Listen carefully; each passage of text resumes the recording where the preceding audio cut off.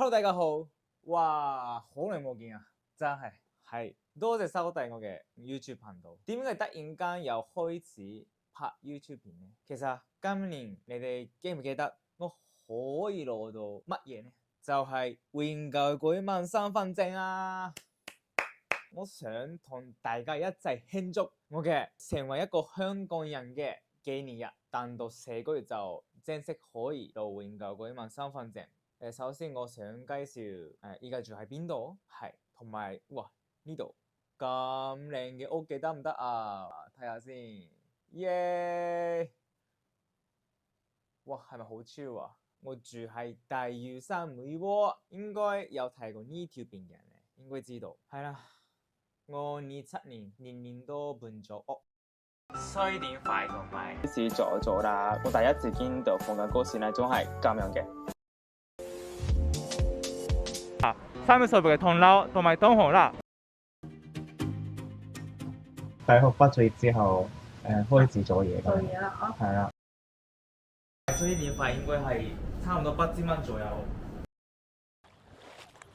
耐冇見，其實平洲人老實講幾 nice。跟住第6間屋就係梅窩啦，呢度住得非常舒服。同埋我本身上年先開始玩山財，所以呢度咧就係多有山，好方便坐山啊。係啦，同埋咧我本身中意跑馬拉松，係啦，所以都方便喺海邊跑下步。同埋我依家咧做緊全職嘅工作，翻金鐘。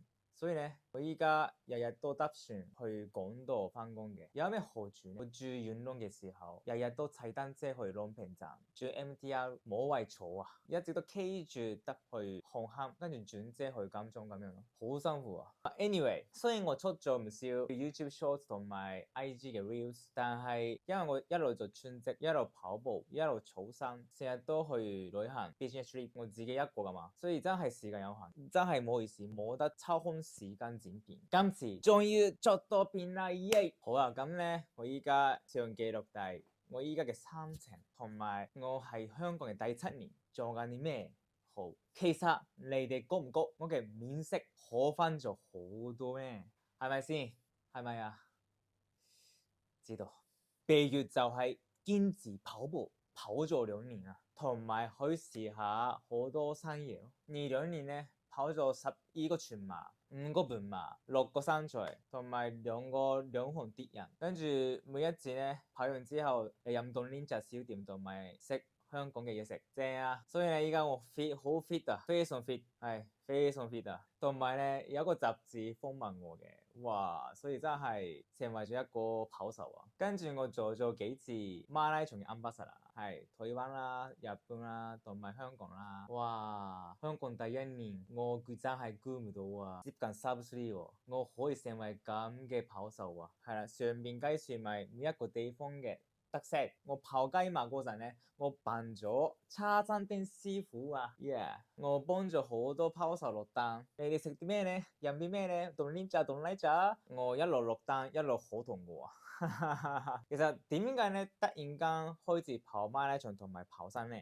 我應該上次拍呢條片嘅時候呢，我嗰陣時都成日都行山嘅，但係好 hea 咁樣咯，唔係好似而家咁呢，好極端嘅運動。其實最大嘅原因係因為我好中意香港嘅飲食習慣，所以咧我一直都想繼續香港嘅飲食習慣。睇翻3年前嘅時候嘅話咧，你哋會發現我好肥啊，因為我肥肥地，我伴侶已經窩性嘅我咧變得加更窩性。但係咧，我如果繼續做咁嘅生活嘅話咧，可能對身體唔係咁好咯。另外，我本身有耐力同埋好想突破自己嘅極限嘅人，同埋馬拉松嘅話咧，好容易睇得出我自己付出咗嘅努力，好有成就感啊！所以咧，我覺得已經對馬拉松上咗癮。其實好多人問我，如果你攞永久居民身份證嘅話咧，會唔會繼續留喺香港啊？我今年8月攞永久居民之後咧，同大家分享一下入籍香港人嘅有啲咩計劃，之後都繼續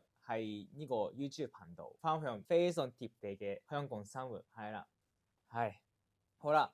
咁如果有興趣嘅話咧，請按 like 同埋 subscribe 我嘅 channel 啊，多謝。簡單 room tour 先啦。呢度係 kitchen 啦，同埋沙發係，哇真係好大間喎，差唔多400尺左右啦。呢度係睡房啦，浴室同埋廁所啦。搬咗落字屋，終於揾到最適合自己嘅屋企啦，非常好啊！好啊，咁下次見，拜拜。